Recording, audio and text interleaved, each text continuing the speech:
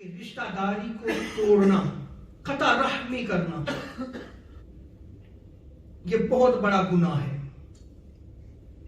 और ये ऐसा गुनाह है कि इसकी सजा बहुत जल्द मिलती है। अल्लाह रब्बुल इज्जत इसकी सजा दुनिया में भी देता है, आखिरत में भी देता है। सैयदा आयशा उम्मुल मोमिनीन रज़ियल्लाहु ताला अन्हा आप बयान फरमाती हैं कि आका अलैहिस्सलाम ने इरशाद फरमाया कि जिस नेकी पे बहुत जल्द सवाब मिलता है वो नेकी हुस्ने सलूक है, यानी दूसरों के साथ अच्छा सलूक करना, इस पे जल्द सवाब मिलता है, ये ऐसी नेकी है। और सिला रहमी करना, यानी रिश्तेदारों के साथ भी अच्छा सलूक करना, ये ऐसी नेकी है कि इस पे जल्द सवाब मिलता है।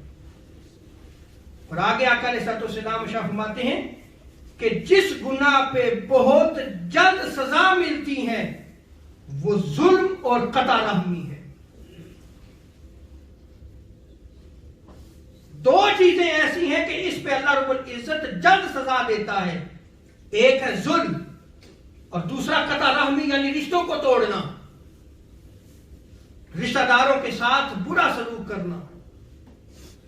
अब हमें यह देखना होगा कि आया हम अपनी जिंदगी नेकी में गुजार रहे हैं, यानी दूसरों के साथ अच्छा सलूक, दूसरे की इज्जत करना, दूसरे को मकाम मर्तबा देना, दूसरे का एहतराम रखना,